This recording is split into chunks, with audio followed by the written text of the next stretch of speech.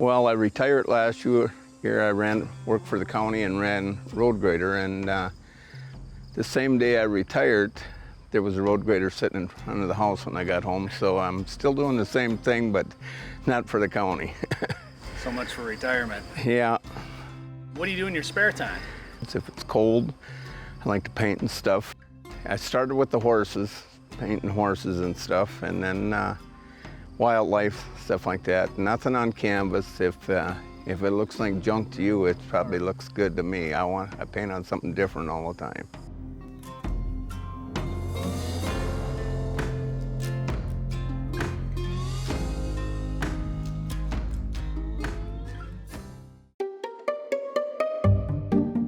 We went out to the Black Hills, and between Keystone and Hill City, we was riding horse out there. Went in one of the gift shops and stuff, and I looked in there, somebody had painted some buffalo skulls, and geez, they had flowers on them and stuff. I said, I think I can do better than that. And then the bell started ringing, and I knew where there was some skulls from when we'd been riding. So come home, found the skulls, and painted one. And then the grandkids, they was in the fair and stuff, and they said, Gramps, why don't you bring something to the fair? I says, I ain't got nothing to bring to the fair. Yeah, those things you painted, them skulls. Well, I took 3 skulls there. In the very first year, I got 1 first and 2 seconds.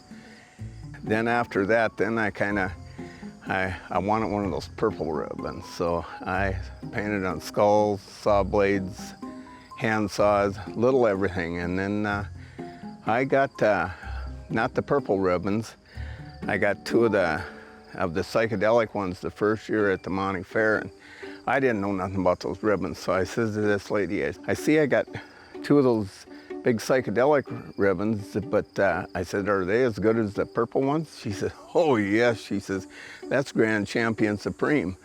So I got 2 of them that year, and I went to all the fairs around here.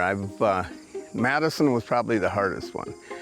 That's the last fair, and everybody brings the best of the best there, and it took me a few years to get there. I got some reserve grand champions, and one year I painted a granary door and put a Muriel on it, and I got the grand champion out of that one, and I haven't taken nothing to the fair since, but I figured I'll quit when I'm on the top.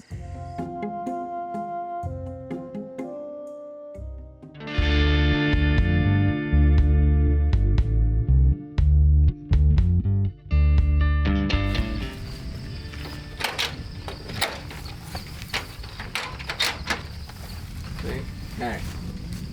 There's saws hanging back there. Here's since I got 15 of these big saws to do, but they're just so much, you know, there's more work to it, taking it, getting them all ready. Stuff like that, you know. It's not cream cans, old dented up cream cans and stuff. I've painted them before, and them fans off. You know how you fan the tail out on your grouse and everything? Guy gave me some of them, so I painted. He gave me a whole pile of them. I like old barns, the old barns, but then I gotta put some wildlife or something in front of it, you know. I might see an old building and take a picture of that, and then add my own thing to it. I might have 3, 4 pictures that I look at to make one, you know, and stuff. But the old barns, pheasants, deer, horses, a lot of horse pictures I've painted. I've been doing a lot of stuff on wood now just because it, I don't know, it just seems simpler, and you can kind of do your own thing. Last winter, the winter before, I took the wife down to the doctor down in Marshall.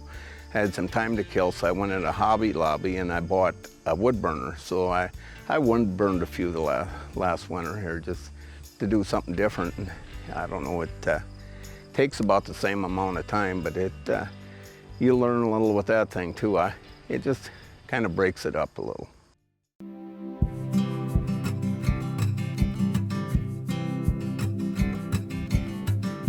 It was 2007 when I painted the first one. Otherwise, I'd never even tried to paint anything. You know, I doodled around with a pencil, and drew some pictures when he was in school when he was supposed to be studying. Everybody drew on the back of their notebooks, didn't they? So no classes or anything? No. Just something you've been doing for fun?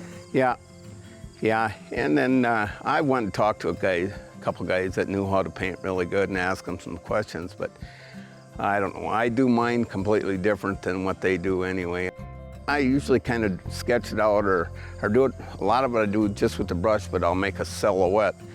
And then I start from the back and work forward, put the sky in and then the trees and keep coming forward. No lessons, you just kind of teach yourself,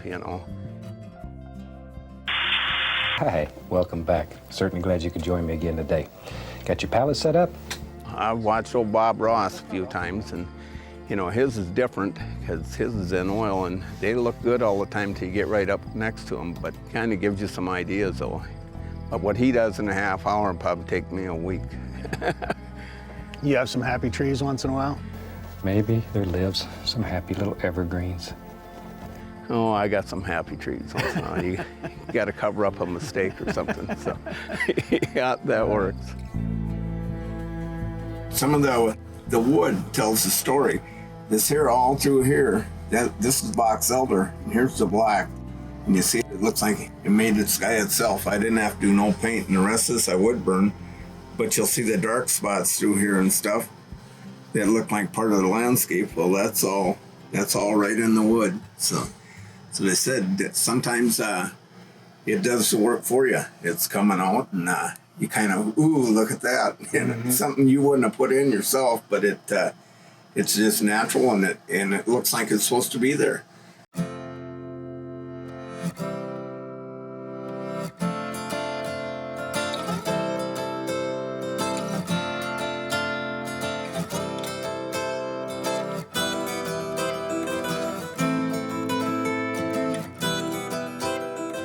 You get a lot of compliments, I tell you.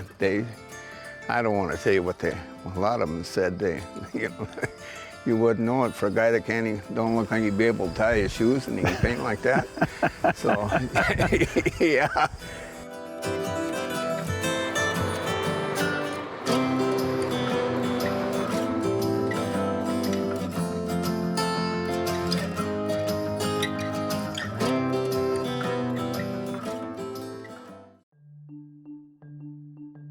Funding for this program was provided by the Minnesota Environment and Natural Resources Trust Fund, Safe Basements of Minnesota, your basement waterproofing and foundation repair specialist since 1990. Peace of mind is a safe basement. Live Wide Open. The more people know about West Central Minnesota, the more reasons they have to live here. More at livewideopen.com. Western Minnesota Prairie Waters, where peace, relaxation, and opportunities await.